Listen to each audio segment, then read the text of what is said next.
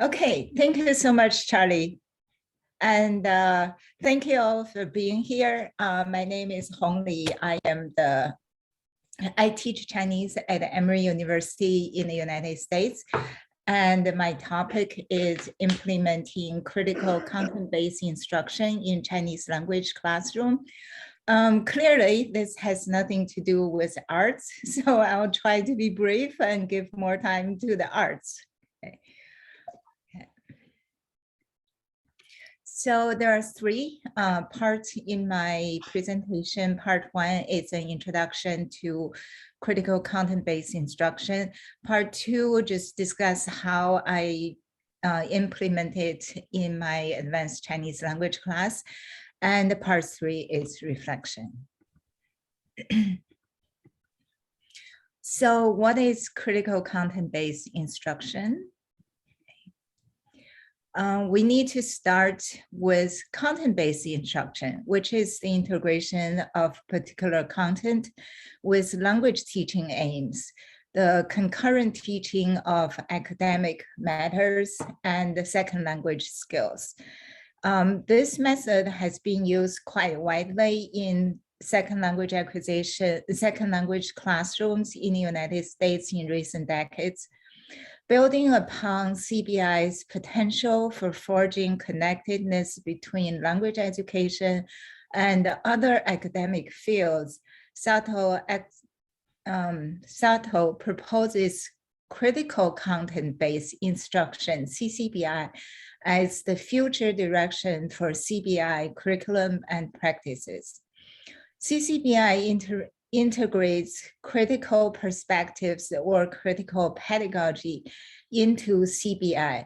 It has three equally important goals: language and content learning, practice critical analysis in student learning, and thirdly, developing a critical disposition.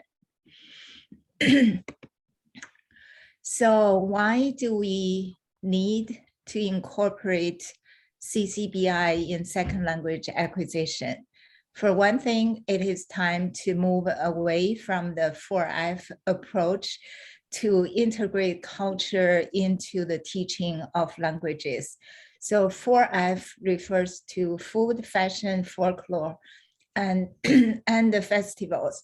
It is not to say that we cannot teach the 4Fs from a critical perspective, but the common practice is simply to use the 4F as a supplement to the language materials. Secondly, the pandemic has a profound impact on all aspects of our lives. And when I was preparing for my Chinese courses in the spring of 2021, the pandemic was raging. Anti-Asian hate crimes were increasing in the United States, and the nation was awakened by the glaring social disparities and the unprecedented political divide. I realized that those issues have a place in our language classrooms, and they must redesign the classes in order to respond to the political and social challenges and adapt to online teaching and learning. In the process of examining course goals, selecting content, designing learning activities, I adopted the approach of critical content-based instruction to integrate social justice issues in my language teaching and facilitate the development of critical perspectives. So part two is about the implementation of CCBI. Chinese 402 at Emory University is the highest level advanced Chinese course for non-heritage speakers. It is offered every academic year in the spring semester. In this course, students read, discuss, and write about social and cultural issues in the Chinese-speaking world. In spring 2021, this course uses CCBI to teach social justice issues. So consequently, in addition to the dual goals of language learning and content, it also aims to foster the skills, knowledge, and disposition for critical analysis. This goal is stated in the syllabus, as you can see on the screen.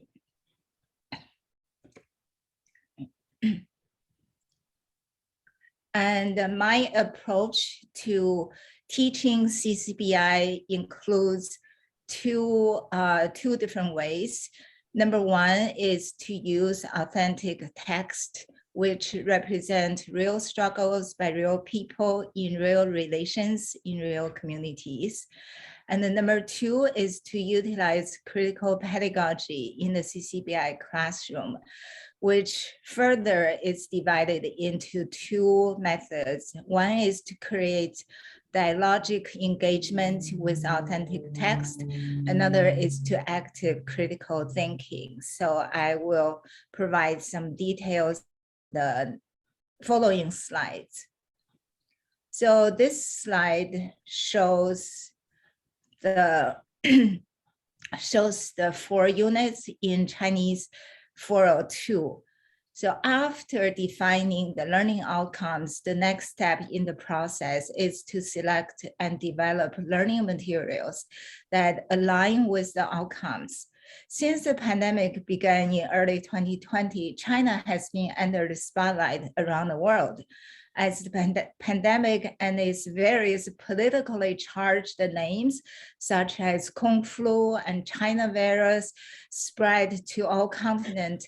Anti-China narratives gained momentum on social media around the world. At the same time, anti-Asian violence spiked during the pandemic in the United States. Under this historical backdrop, I find it critical that students engage with authentic texts in this course so that they can explore social justice issues from diverse perspectives. Furthermore, those texts can also be used to disrupt stereotypes and to examine power structures that affect the lives of target cultural communities. So there are 4 units in Chinese 402. They are number 1, Wuhan lockdown and Fangfang diary.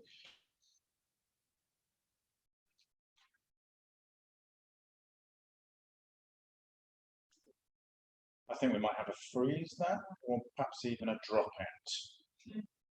Is number 2, focusing on the imbalance of power in Chinese society. So this slide shows the contents in Unit 4. The texts in each unit come from 2 sources, those selected by me, the instructor, for close reading, in-class discussion and assignments, and those recommended by students through the means of, pair project for expansion of content and further investigation. Okay.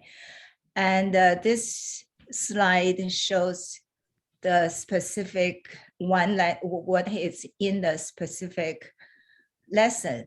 So for each text, I created a series of learning materials, which are posted on course Canvas along with the text itself. The materials include 1, a study guide with background information, questions for checking comprehension, and extended questions that require students to think deeper and critically about the social issues. 2, a vocabulary list. 3, an audio recording. 4, an instructional video.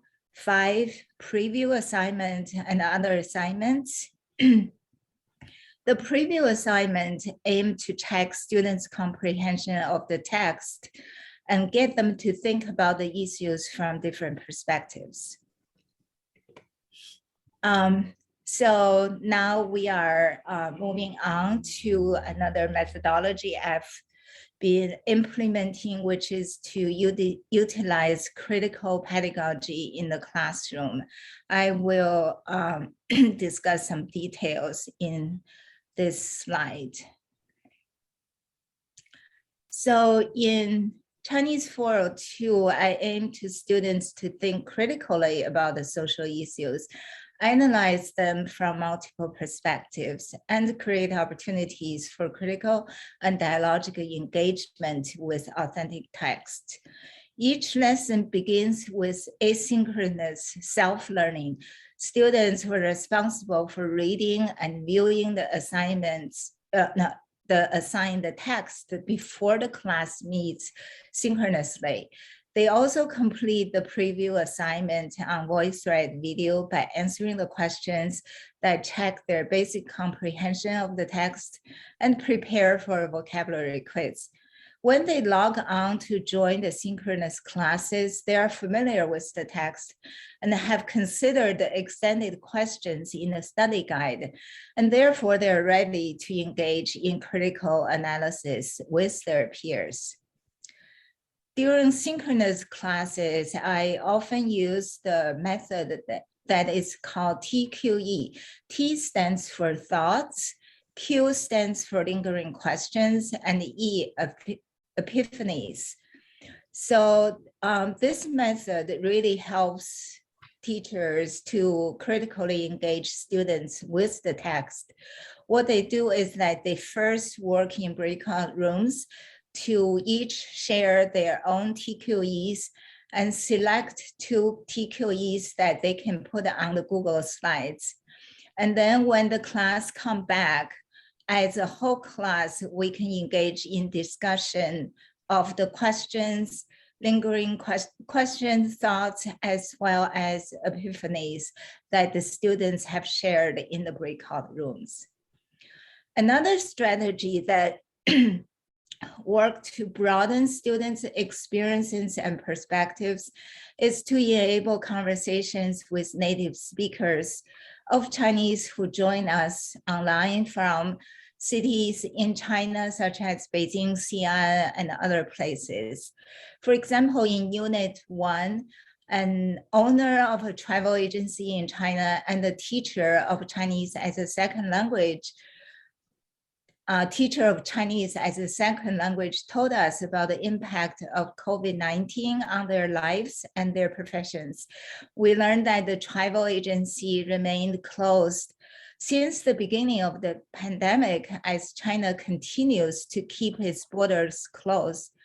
The teacher who lost her job due to the lack of students embarked on a new career by starting an online English school for Chinese students. This type of conversations between Chinese speakers and our students linked the class to the real world and allowed students to develop understanding and empathy for others. Lastly, teachers and students are collaborators and co-investigators in a CCBI classroom as we co-construct knowledge and information we gained knowledge, skill, and disposition for social engagement in a collaborative way. One effective assignment for this purpose is the pair project. At the end of each unit, pairs of students share their recommended text or videos with the class by uploading the text or the links with a vocabulary list on the shared folder on Google Drive. And then they present them orally in class. For Unit 3, for example, students recommended Tang Weiwei's song called Xiao Juan, which called out domestic violence problem in China. Another pair of students recommended a TED Talk entitled How Can We Make Racism a Solvable Problem and Improve Policing? This enriched course content leads to a more in-depth discussion about social justice issues. So part 3, my reflection. Okay. What did I learn in this teaching experience? Okay. Number 1, I think it was really important to educate myself about what's going on in the world, the historical backgrounds, racial issues, and other social justice issues. Okay. Number 2, in a CCBI classroom, it's really important to respect students' voices and interests and encourage co-construction of knowledge. So before the spring semester began, I sent out a quick survey to students taking Chinese 402 in the 401 in the previous semester to really find out what they're interested in and design my course by incorporating their interest into the content. Social justice issues are not necessarily easy topics, such as food. Instead, sometimes there can be difficult circumstances. So it's really important to set guidelines for difficult discussions to make sure that students respect each other's voices and perspectives. So again, foster an environment of respect and trust. Okay. I also try to get frequent feedbacks from students at the end of each unit. So I can always look at their difficulties, suggestions, and then incorporate changes in the upcoming units. Okay. What did the students say? Okay. One student said the articles we read were relevant and interesting, and I felt more and more comfortable expressing my opinions in Chinese and felt like I was growing as a speaker. I also thought the media reports were helpful because they helped me pick a topic I actually wanted to speak about, and thus could research topics that interested me in my own life. I also really enjoyed having the Thursday conversations, which we do every week. I felt like now I'm more of a worldly speaker instead of just a textbook studier. I think this is quite telling of a statement. I think discussing current events and learning the vocabulary associated with it is so important. I've always felt that I could have conversations, but that I was lacking the vocabulary to discuss everyday event. I also really admire that you make selections based off of what is important to this world.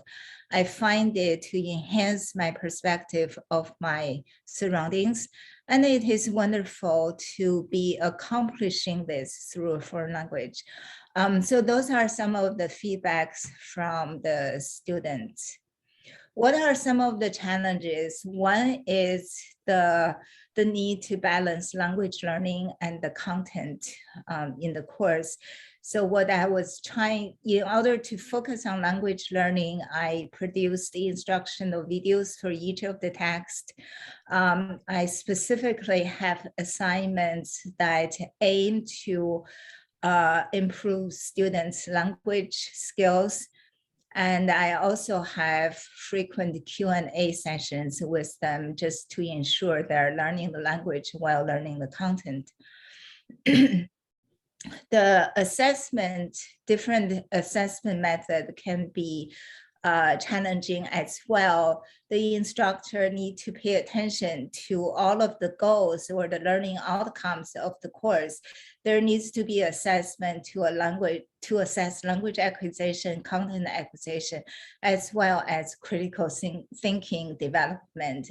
The essay writing assignments are specifically assigned to ask students to think and write in a critical manner. Other factors will come into play when you consider CCBI. For example, how you approach sensitive topics.